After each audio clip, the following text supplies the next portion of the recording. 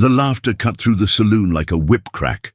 She stood there, knowing every eye measured her worth in pounds and found her wanting. But when the cowboy's weathered hand extended toward her, something shifted in the dusty air of Redemption Creek. "They're laughing at you, not me," she whispered, her voice carrying the weight of 1,000 cruel nights.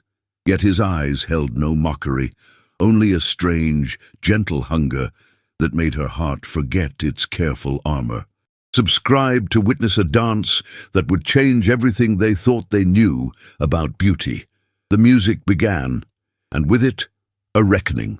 The Brass Dollar Saloon had seen its share of cruelties, but tonight the laughter felt particularly sharp, cutting through the tobacco smoke like broken glass. Magnolia Hartwell stood at the edge of the dance floor, her burgundy dress carefully chosen to hide what the town insisted on seeing. She had learned long ago that in Redemption Creek, a woman's worth was measured in the narrowness of her waist and the silence of her presence. The cowboys and merchants who filled the saloon on Saturday nights had made sport of her existence for years, their jokes as predictable as the desert wind that swept through the canyon each evening. She watched the other women glide across the wooden planks, their skirts swirling like autumn leaves, their laughter bright and careless. Martha Sinclair, the banker's daughter, moved with the confidence of someone who had never questioned her place in the world. Sarah Beth Collins spun in her beau's arms, her golden hair catching the lamplight like spun honey. Magnolia's own dark hair was pinned severely back, a fortress against the world's judgment, though she knew it made little difference. In a town where beauty was currency, she had been declared bankrupt long ago.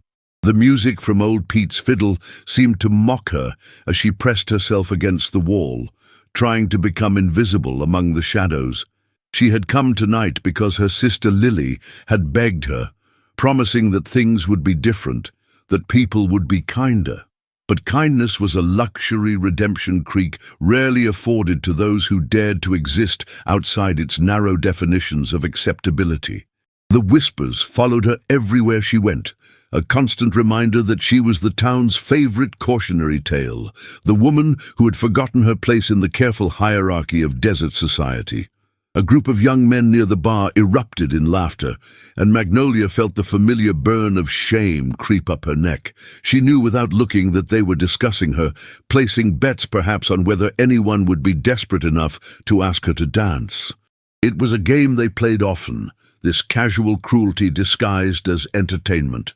She had learned to endure it with the stoic grace her mother had taught her, keeping her chin high even as her heart crumbled like dried earth beneath the weight of their judgment.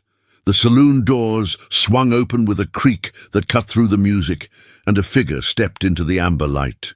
He was tall and lean, with the kind of weathered face that spoke of long days under an unforgiving sun, and longer nights under endless stars. His clothes were simple but clean, his boots worn but well-maintained, and there was something in his bearing that suggested he was a man who had learned to find his own worth rather than waiting for others to assign it to him. The conversations around the room seemed to pause, as if the very air had shifted with his arrival. Magnolia found herself studying this stranger with an intensity that surprised her, noting the way he moved with quiet confidence through the crowd, how his eyes seemed to take in everything without judgment. There was a sadness in his face that she recognized, the kind that came from understanding loss and learning to carry it with dignity. When his gaze finally found hers across the crowded room, she felt something stir in her chest that she had thought long dead, a flutter of possibility that made her forget, for just a moment, the weight of the world's expectations.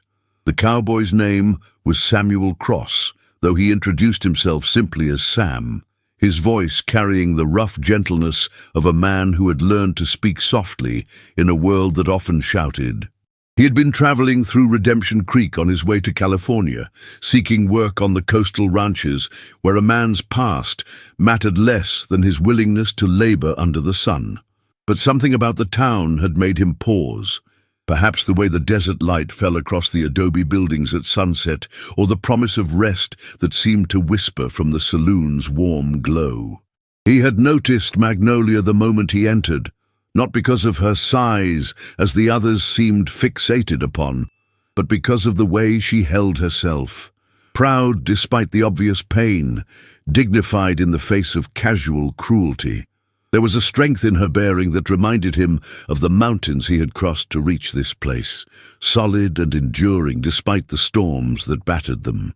When he saw the group of men at the bar casting glances her way and snickering like schoolboys, something hardened in his chest, a familiar anger at the world's capacity for unnecessary meanness. Sam had known his share of rejection and ridicule, had been the target of laughter himself in towns where his mixed heritage made him an outsider, where his Apache mother's blood marked him as something to be feared or scorned. He understood the particular loneliness that came from being judged before you spoke a word, the way it could make you question your own worth until you forgot that worth was something you carried within yourself, not something others bestowed upon you. This knowledge had taught him to see beyond surfaces, to recognize the light that often hid behind walls built from years of defending against the world's casual cruelties. The music swelled as he crossed the room, his boots marking a steady rhythm against the wooden floor. He could feel the eyes of the crowd following his movement, could sense the anticipation building like storm clouds on the horizon. Some watched with curiosity, others with the hungry expectation of witnessing a spectacle, but Sam kept his focus on the woman who stood alone against the wall, her dark eyes wide with something between hope and terror. He had learned long ago that courage was not the absence of fear, but the decision to act despite it. When he stopped before Magnolia and extended his hand, the saloon seemed to hold its breath. The fiddle continued its melody, but the conversations died away, leaving only the sound of hearts beating too fast and the whisper of possibility hanging in the air like incense. "Ma'am," he said, his voice steady despite the weight of the moment, "would you do me the honor of a dance?" The words were simple, but they carried the power to reshape the evening, to challenge every assumption the room had made about worth and beauty, and the courage required to reach across the divide that separated one lonely soul from another. Magnolia looked into his eyes and saw something she had almost forgotten existed: genuine kindness without pity, interest without calculation. Her hand trembled as she placed it in his, feeling the calluses that spoke of honest work, and the warmth that suggested a heart still capable of tenderness, despite whatever hardships had brought him to this moment. "They're laughing at you, not me," she whispered, giving him one last chance to retreat, to save himself from the ridicule that would surely follow. But Sam only smiled, an expression that transformed his weathered face into something beautiful, and led her onto the dance floor where their story would truly begin. The fiddle's first note cut through the saloon like a prayer whispered in a graveyard. Sam's calloused hand found the small of Mercy's back, and she felt the tremor in his fingers, not from fear, but from something deeper, something that recognized the ache in her own chest. The crowd had fallen silent, their cruel laughter swallowed by the unexpected grace of two wounded souls finding each other in the amber light of oil lamps. Mercy had forgotten what it felt like to be held without judgment, to feel a man's strength offered as protection rather than mockery. Her feet, which had carried the weight of shame for so many years, began to move with a lightness she thought she'd lost forever. Sam guided her through the steps with the patience of a man who understood that some dances were about more than music. His eyes never left her face, and in them she saw not the pity she'd grown accustomed to, but something that made her breath catch in her throat, respect, perhaps even admiration.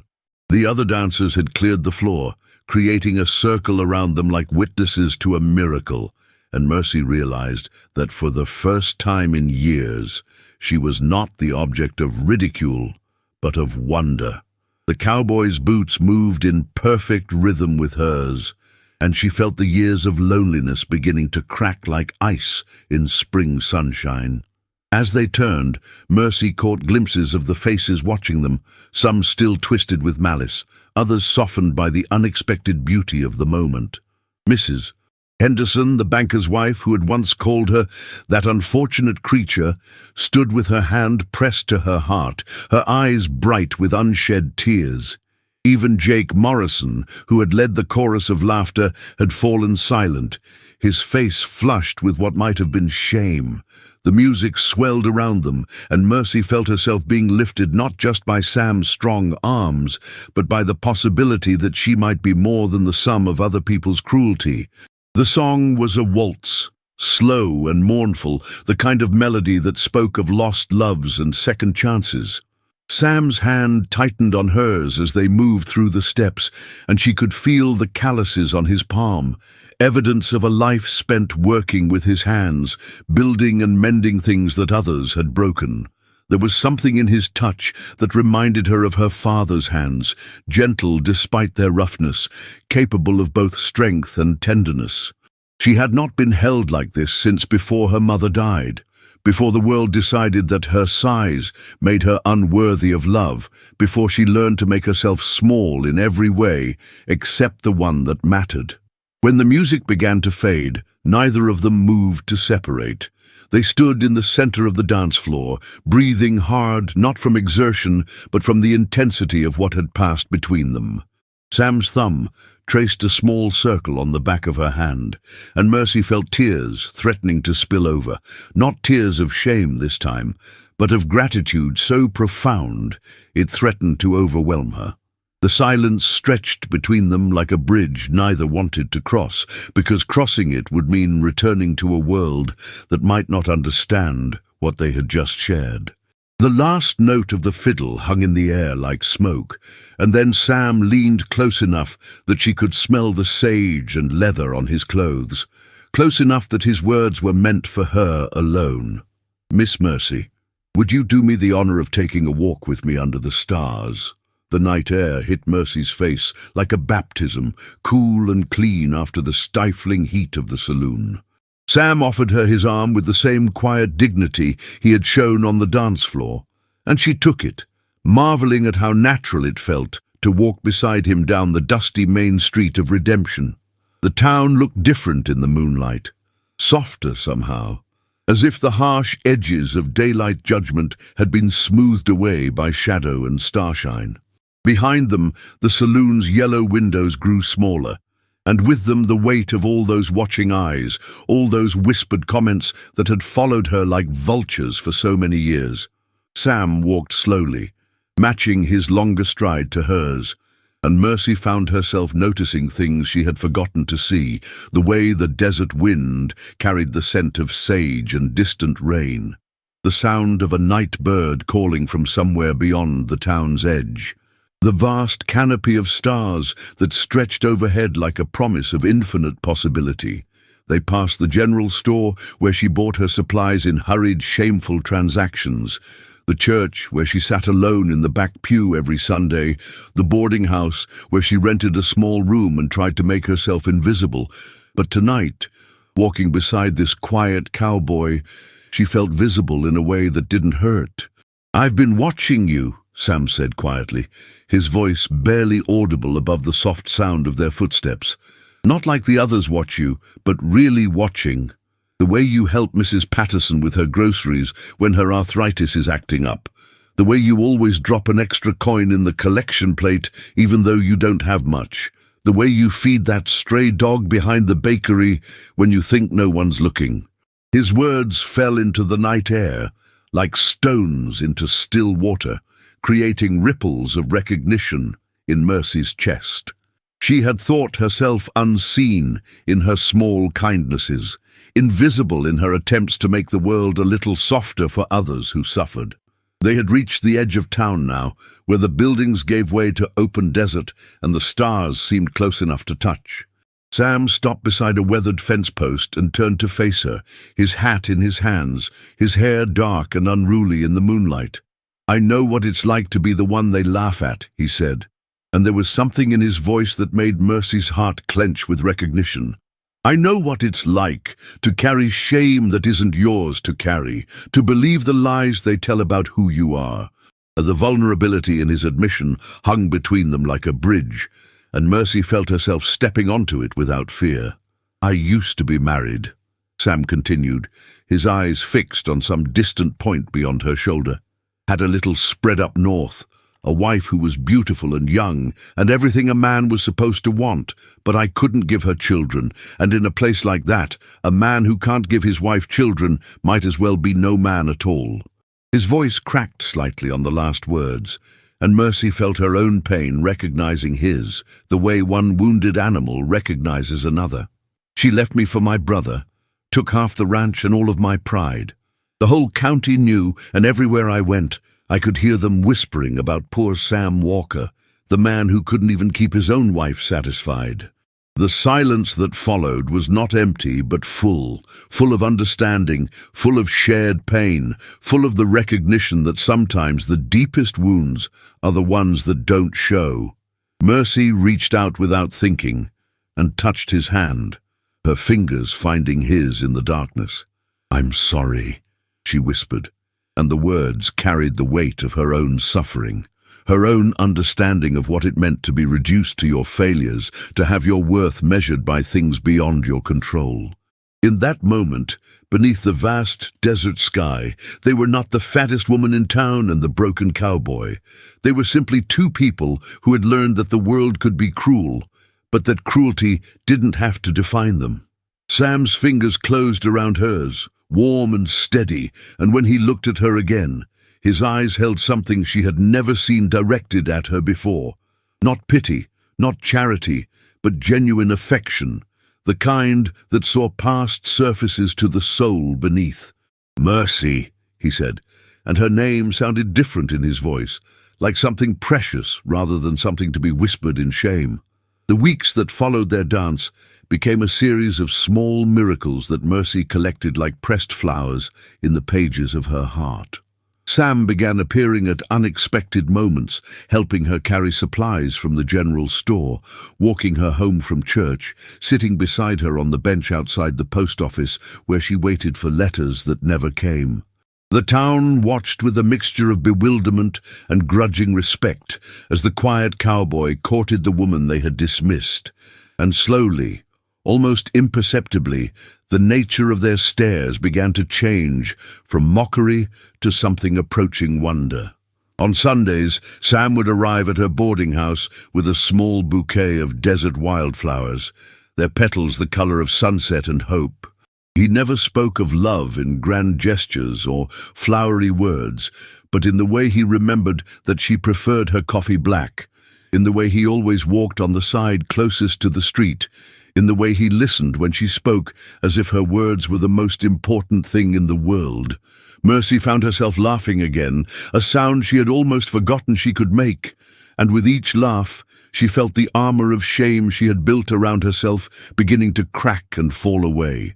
The transformation was not just in how others saw her, but in how she saw herself. When she caught her reflection in the window of the millinery shop, she no longer saw only the size that had defined her for so long, but the brightness in her eyes, the color that had returned to her cheeks, the way she carried herself with something approaching pride.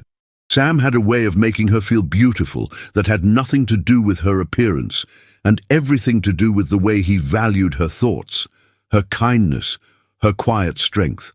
In his presence, she remembered that she was more than the sum of other people's judgments. One evening, as they sat on the porch of her boarding house, watching the sun paint the desert in shades of gold and crimson, Sam took her hand and spoke the words that would change everything. "Mercy, I've been thinking about heading west, maybe starting fresh somewhere new.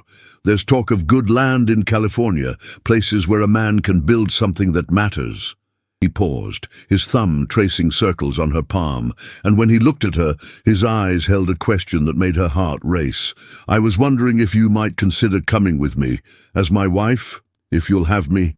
The proposal hung in the air between them like a prayer, and Mercy felt the weight of all her years of loneliness pressing against the possibility of a future she had never dared to imagine. Marriage had seemed as distant and impossible as the stars, something reserved for women who fit the world's narrow definition of worthy. But here was this good man, this gentle soul, who had seen past her sighs to the woman beneath, offering her not just love, but partnership, not just acceptance, but celebration. The tears that came were not tears of sorrow, but of joy so profound it threatened to lift her right off the porch and into the painted sky. "Yes," she whispered, and then louder with a strength that surprised them both. "Yes, Sam Walker, I will marry you." The words seemed to echo across the desert, carrying with them the promise of new beginnings and the defiant declaration that love could bloom in the most unlikely places. As the first stars appeared in the darkening sky, Sam pulled her close, and Mercy felt herself finally, truly coming home.